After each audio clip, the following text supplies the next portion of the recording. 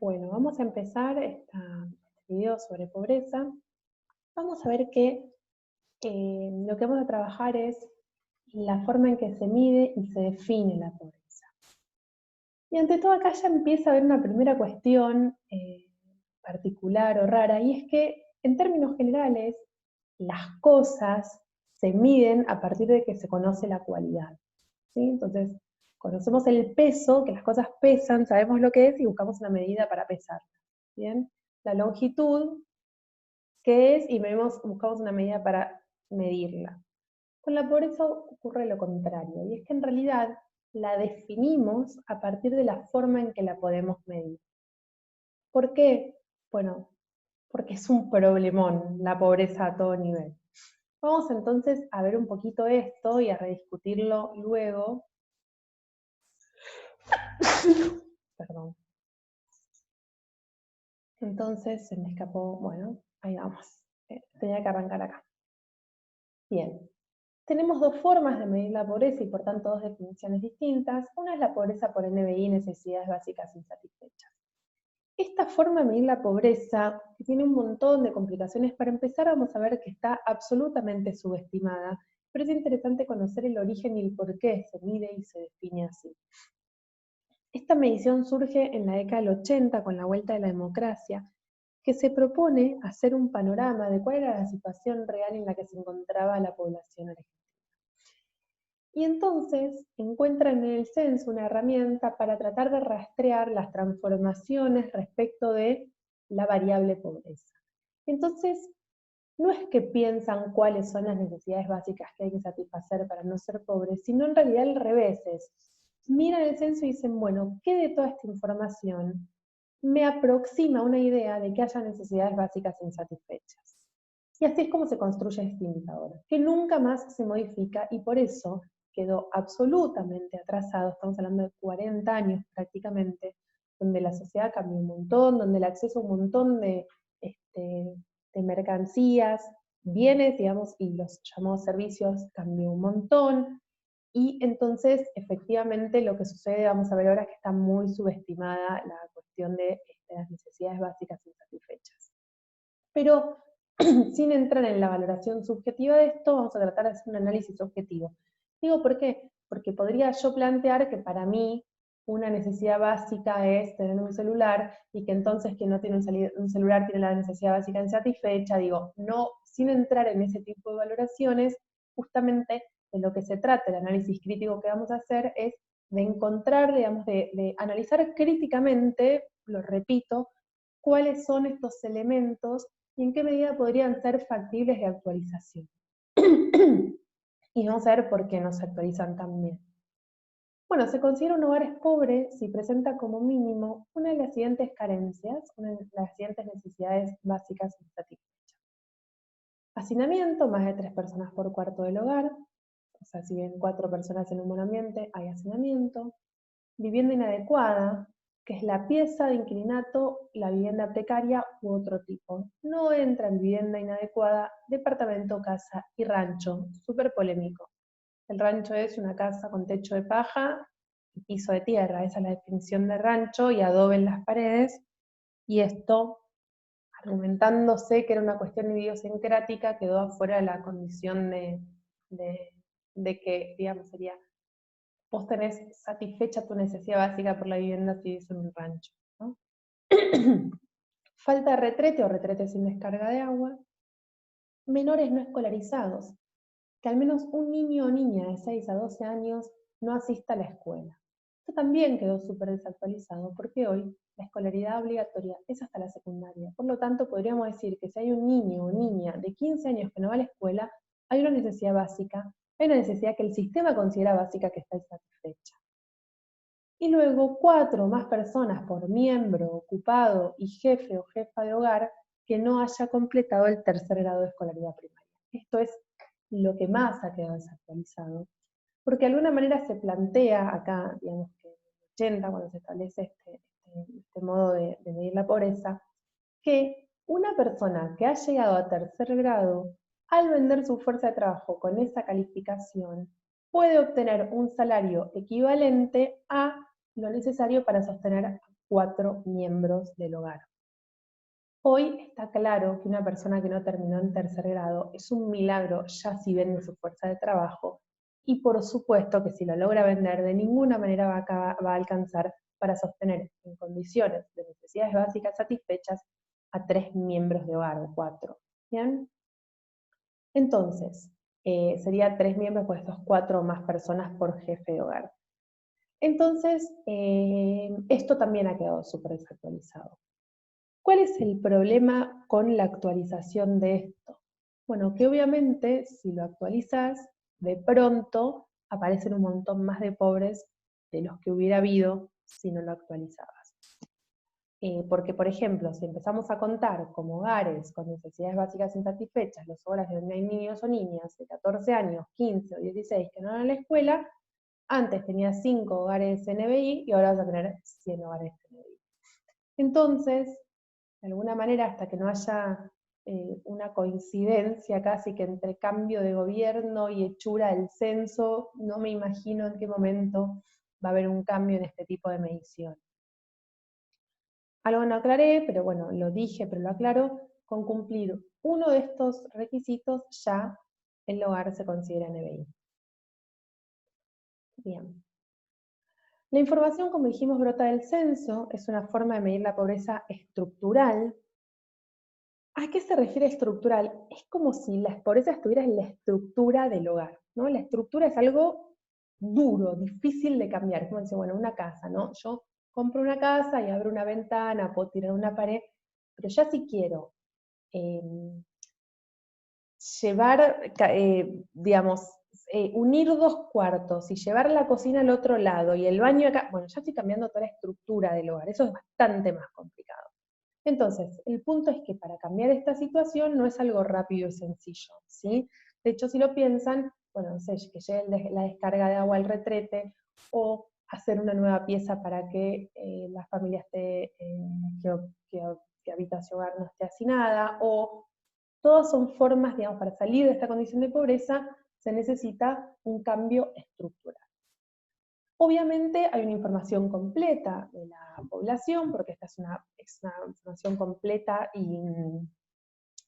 y fehaciente, ¿sí? No es una estimación porque es censal, se actualiza cada 10 años, además permite hacer mapas de pobreza, pero tiene una desventaja clave, y es que no permite medir o no permite mostrar las distintas situaciones, porque obviamente si yo tengo una necesidad insatisfecha, quedo en igual condición o aparezco en el mapa de pobreza en igual condición que la persona o el hogar que tiene las 5 necesidades básicas insatisfechas.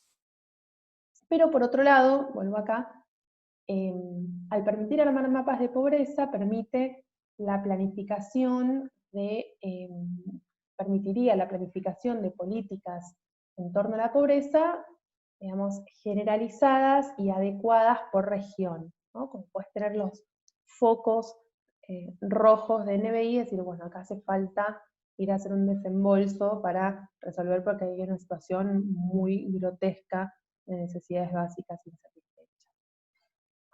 Pasamos entonces a la otra forma de medir y por tanto la otra definición de pobreza, ¿sí?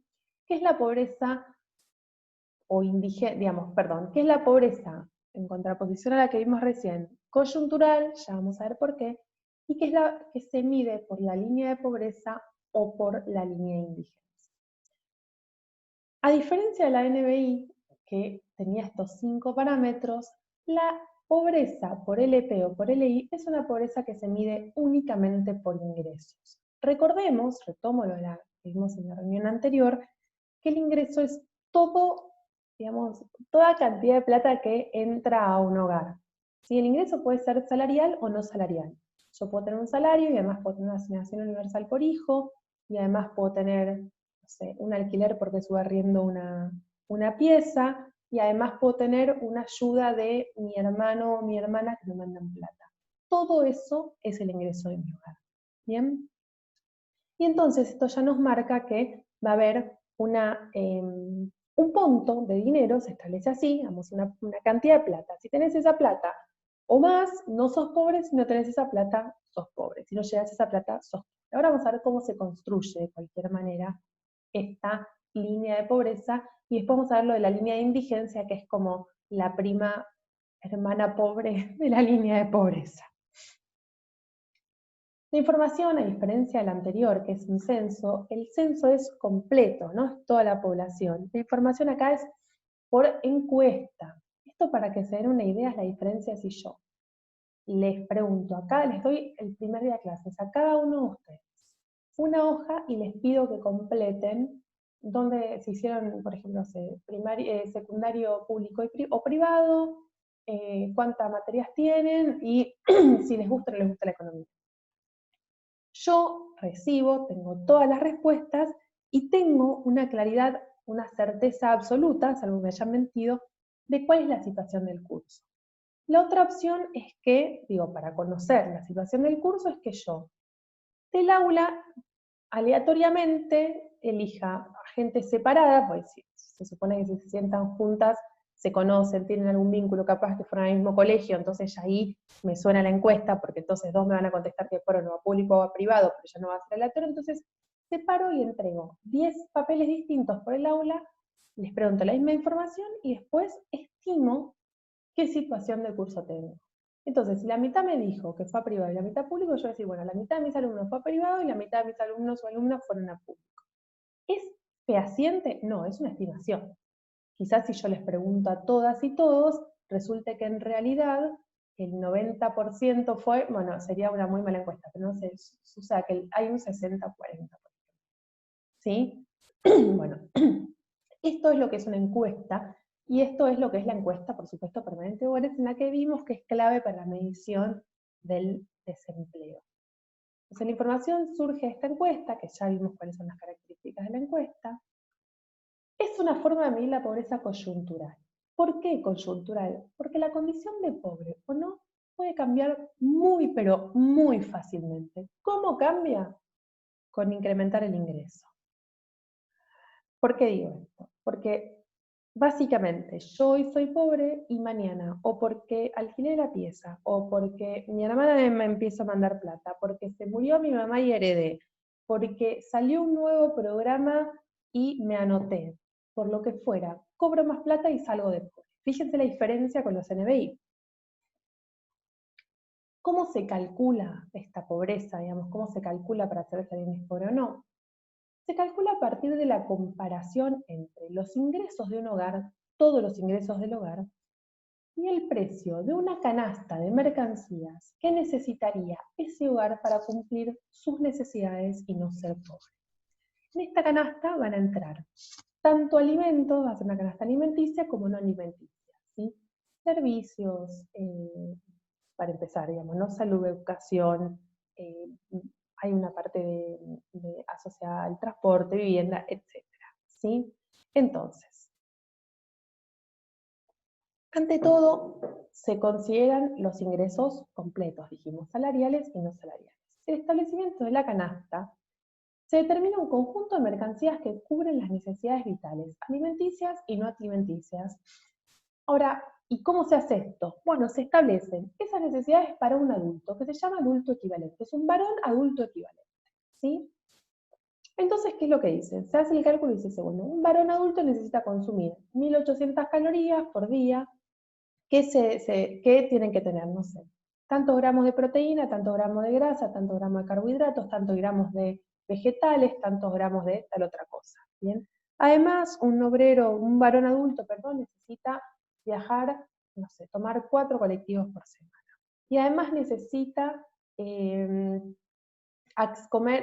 tener tantos medicamentos por semana. Y además estoy, por supuesto, inventando algo, ¿no? Y además consume tanta ropa por mes o por semana. Es fácil, ¿no? Porque si yo consumo este pullover una vez por año, bueno, lo divido en la cantidad de semanas que tiene el año y saco el pedacito de pullover que corresponde a cada semana. Una vez que tenemos esa canasta, que se llama la canasta básica total, completa, pues total, porque todo lo que necesita esa persona para vivir y cubrir sus necesidades de modo de no ser pobre, una vez que se establece entonces esa canasta, se calcula, se conocen, se buscan los precios de esas cosas. Se busca el precio de este suéter y se lo divide por la cantidad de semanas que tiene el año, se busca el precio de las de la carne que se tiene que consumir. Si te dan 300 gramos de carne, ¿cuánto salen 300 gramos de carne? ¿Cuánto sale un kilo de verdura? ¿Cuánto salen los 4 colectivos por semana?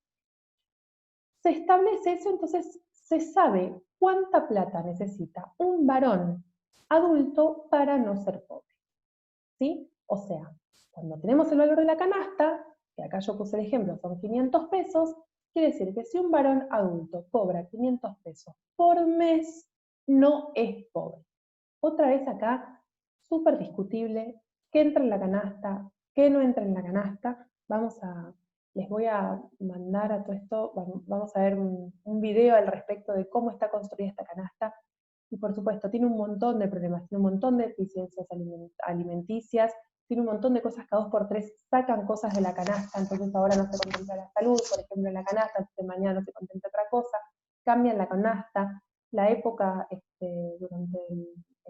partir del 2007, durante la última parte, bueno, del gobierno kirchnerista, que el INDEC estuvo intervenido y manipuló los precios de las mercancías, también hubo cambios a este nivel, entonces tiene un montón de problemas. Con todo, no deja de ser una herramienta para medir la pobreza absolutamente subestimada otra vez. Bien, entonces, varón equivalente, adulto equivalente, que es un varón, 500 pesos. Bueno, ahora bien, cada hogar va a tener su propia canasta. Ahora vamos a tener que calcular la canasta de cada hogar. ¿Sí? ¿Qué es lo que se hace? Lo primero que se hace es se calcula, se pregunta, se anota cuál es el ingreso del hogar. ¿Sí? Entonces, ¿por qué esto? Porque vamos a comparar el ingreso del hogar con el ingreso que el hogar tendría que tener para no ser pobre. Vamos a ver. Entonces, los ingresos del hogar se conocen a partir de la encuesta permanente de hogares, donde se pregunta el monto y la cantidad de individuos que habitan el hogar, su sexo y su edad. Entonces, por ejemplo, si en un hogar los ingresos totales son 1.000 pesos, y corto acá, digo, si ese hogar estuviera compuesto por 2 varones, 1.000 pesos no son pobres. ¿Por qué? Porque cada uno cobraría el equivalente a 500, podrían comprar cada uno una canasta básica total. Pero este hogar está compuesto por 2 mujeres adultas, una niña y un niño. Entonces, lo que tenemos que hacer ahora es establecer cuánto es, cómo se compone esta canasta del hogar. ¿Cómo sucede eso? Bueno, lo que se hace es calcular. Se plantea que cada una de estas personas es un porcentaje de ese varón adulto equivalente. ¿Sí? Obviamente se considera que el varón es el que más consume, el varón adulto, y entonces la mujer es una proporción casi parecida al varón, pero no es lo mismo, y los niños son menos. Entonces, por ejemplo, se suma, dice, el valor de las canastas individuales de cada miembro del hogar. Una mujer adulta equivale al 0,74% del varón equivalente. Una niña, 0,63. Un niño, 0,83. Entonces, ¿qué se hace? El ejemplo, la canasta total de este hogar es 0,74 por la primera mujer, 0,74 por la segunda mujer, 0,63 por la niña y 0,83 por el niño. Todo eso suma 2,94. ¿Esto qué significa? Que se necesitan 2,94 canastas básicas totales para consumir en este hogar y que ese hogar no sea pobre. O sea, casi 3 canastas. Ya sabemos el resultado, es bastante evidente, pero lo vamos a ver con el ejemplo. ¿Cómo se calcula la línea de pobreza para ese hogar? Para no ser considerado pobre, ese hogar debe tener un ingreso equivalente a 500 pesos, que es una canasta, por 2,94, que es la cantidad de canastas que necesitan. Es decir, el hogar necesita 1.470 pesos para no ser pobre. Conclusión. El hogar se encuentra por debajo de la línea de pobreza, ese hogar es pobre. Entonces, yo acá lo que hice fue, bueno, ahora vamos a tener, perdón, me apareció el gráfico, tendría que haber aparecido al final, no importa.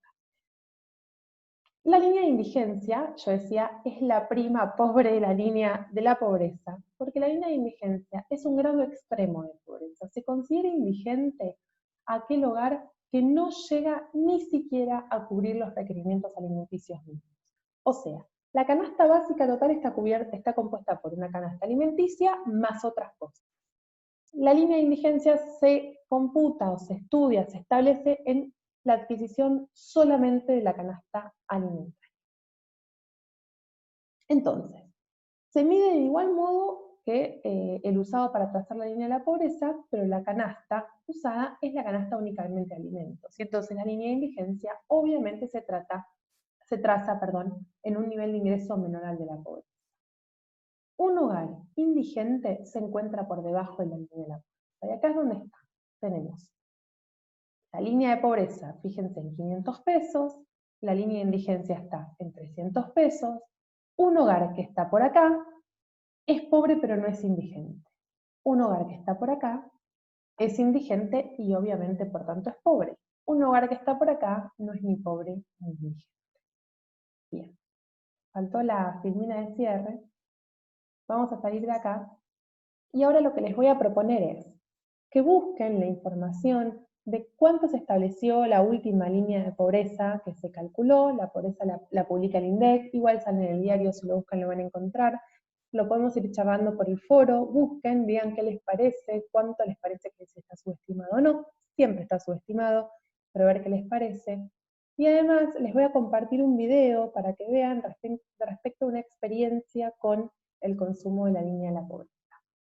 Bueno, y luego lo que vamos a discutir en clase, cuando toque, es, entre otras cuestiones, cómo se fue desarrollando, cuál es digamos, cómo fue evolucionando la pobreza y en qué situación contextual estamos.